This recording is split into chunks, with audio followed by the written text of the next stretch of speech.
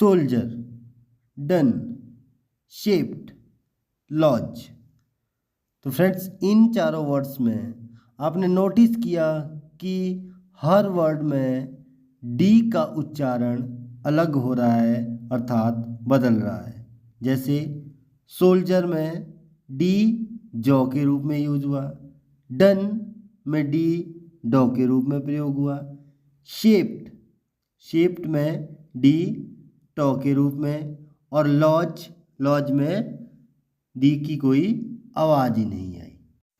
तो आखिरकार ऐसा क्यों हमने डी को जॉ, डी को डॉ, डी को टॉ के रूप में पढ़ा? तो आज हम इस वीडियो में इसी पहेली के बारे में जानेंगे कि कब डी का उच्चारण जॉ, डॉ और टॉ होता है और कब जो है डी साइलेंट हो जाता है। Hello everyone, welcome back to my channel. So let's start today's video. जब किसी वर्ड में डी के पहले एक से अधिक लेटर्स हो और डी के बाद, ध्यान से सुनिए, डी के बाद E U R, I E R, U A L, U R E और यू ए टी ई हो तो डी का उच्चारण जॉ होता है। एक बार फिर से ध्यान से देखेंगे कि जब भी किसी वर्ड में डी के पहले एक से अधिक लेटर हो, पहला रूल, और डी के बाद क्या हो, E U R, I E R, U R E, U A L और यू ए टी ई हो तो डी का उच्चारण ज होता है। चलिए इसको और अधिक एग्जाम्पल से समझते हैं। प्रोसीजर, परजर,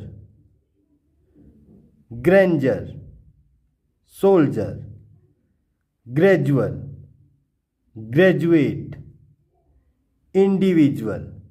यहाँ पर आपने देखा प्रोसीजर, डी के बाद U R E, U R E, procedure. यहाँ पे डी जो है वो जॉ की साउंड दे रहा है, प्रोसीजर।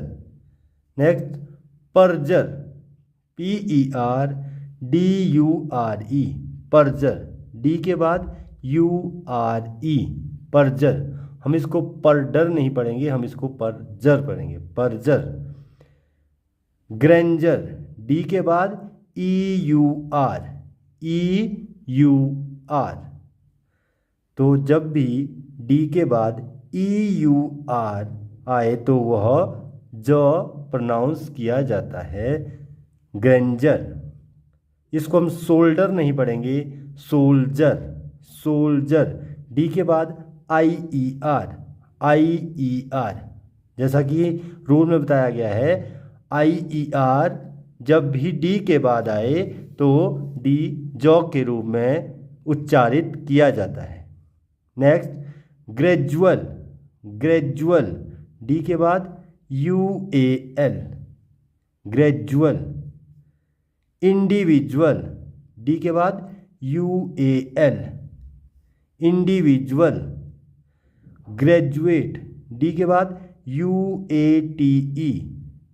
हमारे रूल में बताया था यू ए टी ई, जब भी डी के बाद यू ए टी ई आए तो डी जो है वो जॉ के रूप में उच्चारण किया जाता है, अर्थात डी जो है वो जॉ बन जाता है।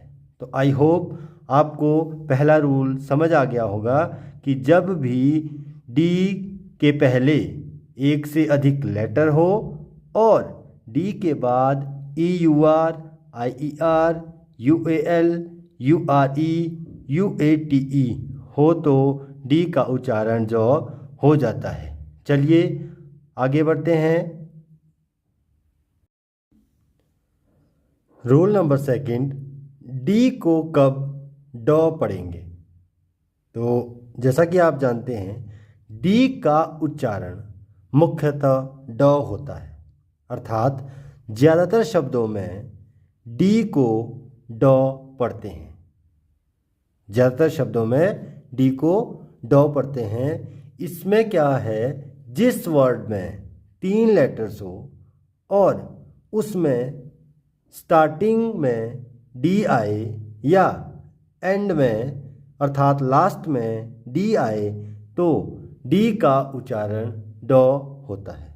चलिए इसको और अधिक एग्जाम्पल से समझते हैं। DAY day, KID kid, RED red, DOES does, DONE done, SAD sad, DOG dog, DIG डिग। यहाँ आपने देखा कि ज़्यादातर डी जो है वो वर्ड के स्टार्टिंग में, जैसे DAY day, DOG dog, DIG डिग या KID kid, RED red, SAD sad या लास्ट में आ रहा है। तो जब भी डी 3 लेटर्स में या स्टार्टिंग में आएगा या लास्ट में आएगा तो उसको हम सामान्यतः ड के रूप में उच्चारित करेंगे। आई होप बिल्कुल आसान है और नॉर्मल आप जानते भी है डी को ज़्यादातर ड में ही पढ़ा जाता है, तो इसमें ज़्यादा कन्फ्यूजन नहीं होनी चाहिए। तो चलिए आगे बढ़ते हैं, आगे देखते हैं कि डी को और किस किस रूप में पढ़ा जाता है। नेक्स्ट रूल है, डी को कब ट पढ़ेंगे। आपको अजीब लग रहा होगा लेकिन डी का उच्चारण ट के रूप में भी होता है, तो उसके नियम को हम अब जानेंगे। तो ध्यान से सुनिए, जब भी किसी शब्द के अंत में प, फ, क, स, च आए और उसके बाद डी या ईडी जोड़ने पर डी का उच्चारण ट हो जाता है। ध्यान से देखिए क्या कहा गया है कि जब भी किसी शब्द के अंत में प, फ, क, स, च आए और उसके बाद डी या ईडी जोड़ा जाए, जोड़ने पर डी क्या बन जाएगा, ट के रूप में प्रयोग किया जाएगा। चलिए एग्जाम्पल से देखते हैं। Cook, cooked, cook, cooked, advance, advanced, drench, drenched, shape, shaped, finish, finished. तो यहाँ आपने देखा कि कुक लास्ट में क्या आ रहा है, क, जैसा कि हमारे रूल में था कि यदि किसी शब्द के अंत में प, फ, क, स, च आए अंत में, तो यहाँ देखिए कुक में क, एडवांस स, ड्रेंच च, शेप प, फिनिश श। तो जब भी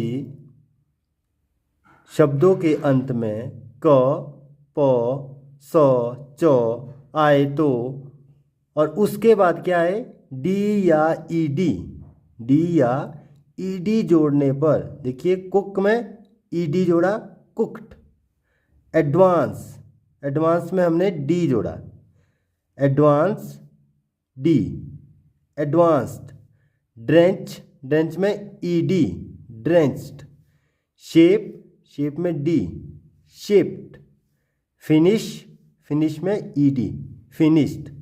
तो आई होप आप समझ गए होंगे कि डी को कब ट पढ़ेंगे। ठीक है, चलिए बढ़ते हैं नेक्स्ट रूल की तरफ।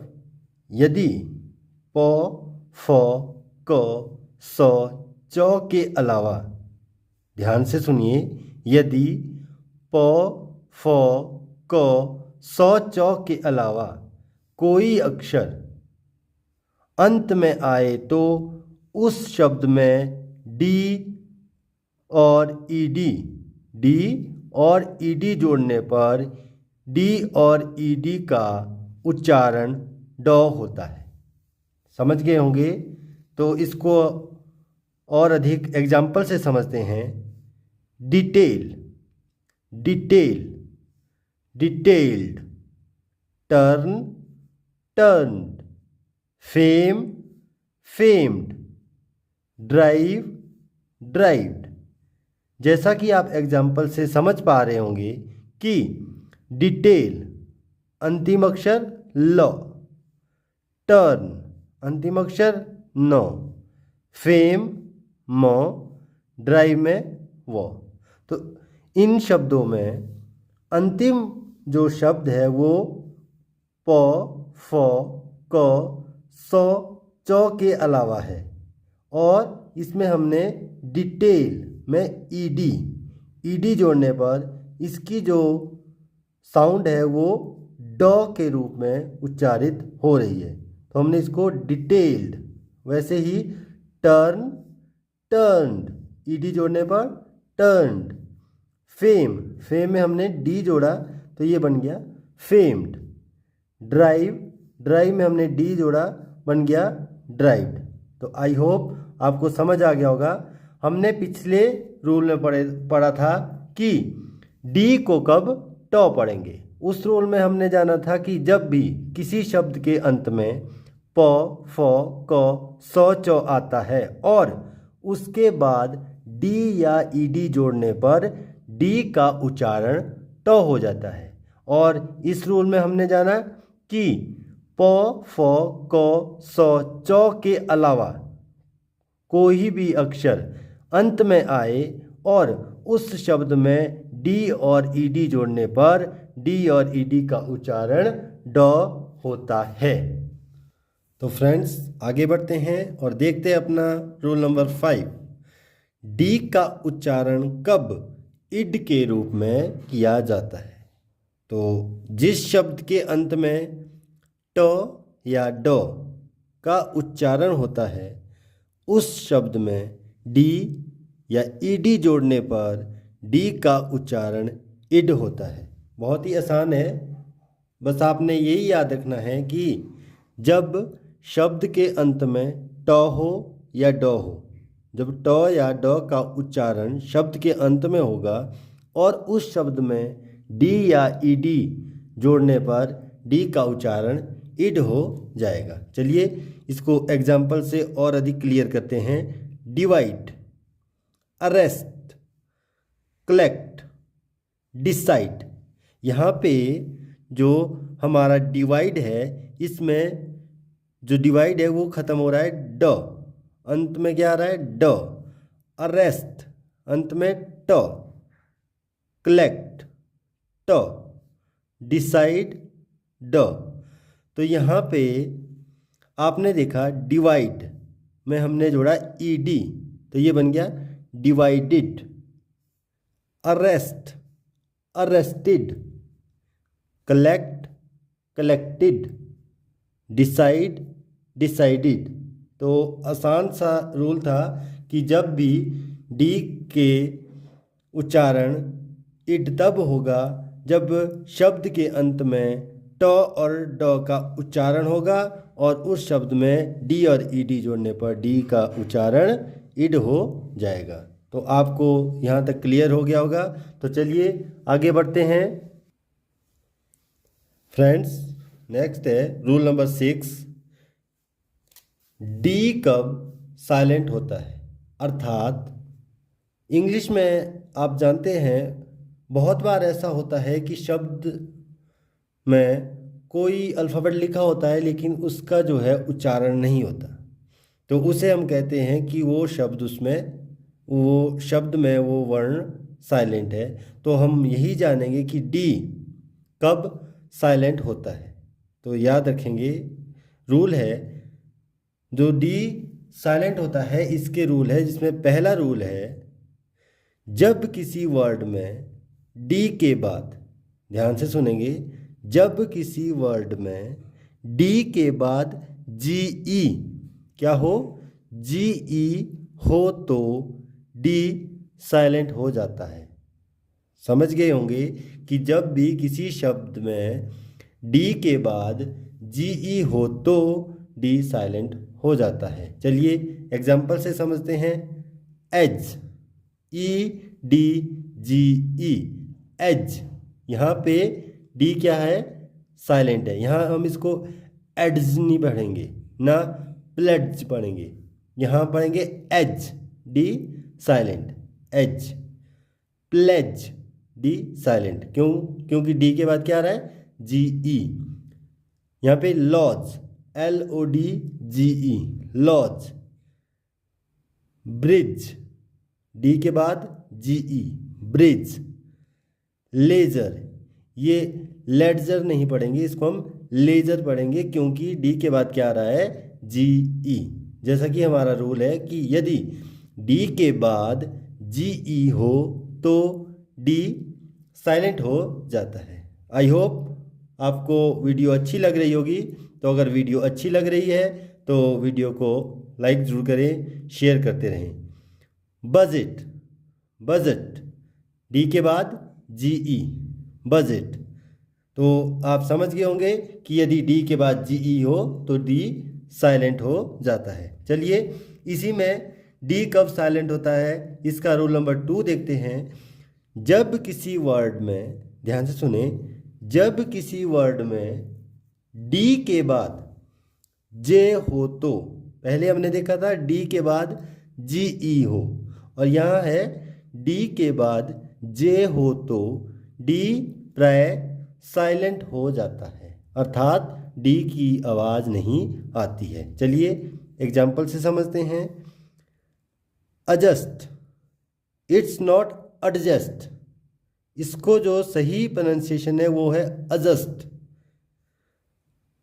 Not adjective, it's adjective, adjective, इसको हम एडजेक्टिव नहीं बोलेंगे, इसको हम बोलेंगे एडजेक्टिव।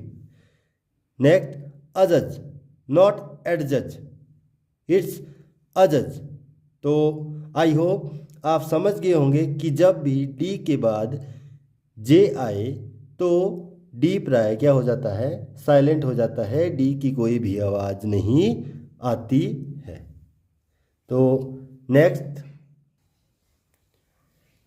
डी कब साइलेंट होता है इसका 2 रूल हमने देख लिए। तो तीसरा रूल है, यदि किसी वर्ड के बीच में, ध्यान से देखेंगे, अभी हमने पहले देखा था जब वर्ड के अंत में डी के बाद जी ई होता था, तो यहाँ है जब किसी वर्ड के बीच में एन डी प्लस कॉन्सोनेंट हो।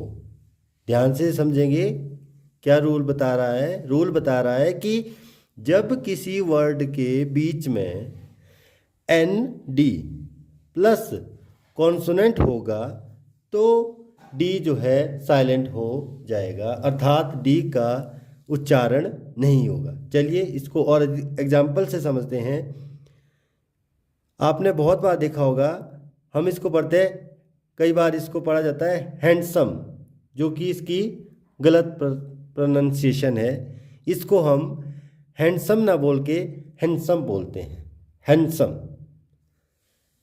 इसको सैंडविच ना बोल के sandwich, sandwich, sandwich. N D के बाद क्या बोला? N D plus consonant. Consonant आपको लास्ट वीडियो में भी बताए गए थे कि कॉन्सोनेंट क्या होते हैं।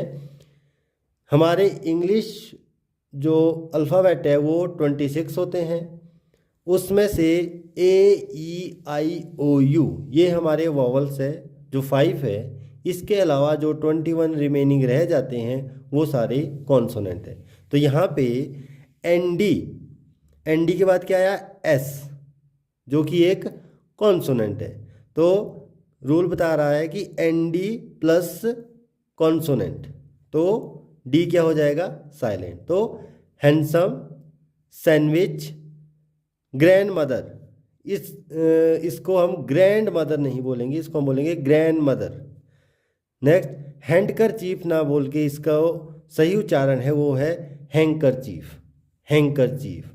तो फ्रेंड्स आई होप आपको डी से संबंधित डी के उच्चारण से संबंधित कि कब डी को डॉ पढ़ा जाए, कब डी को जॉ पढ़ा जाए, कब डी को टॉ पढ़ा जाए और कब डी साइलेंट होगा। ये आज आप इस वीडियो में अच्छी तरह से जान गए होंगे। फ्रेंड्स, वीडियो कैसी लगी कमेंट करके ज़रूर बताएं। वीडियो को लाइक करें, शेयर करें और चैनल को सब्सक्राइब करना ना भूलें। तो फ्रेंड्स, मिलते हैं नेक्स्ट वीडियो में। तब तक के लिए सायोनारा।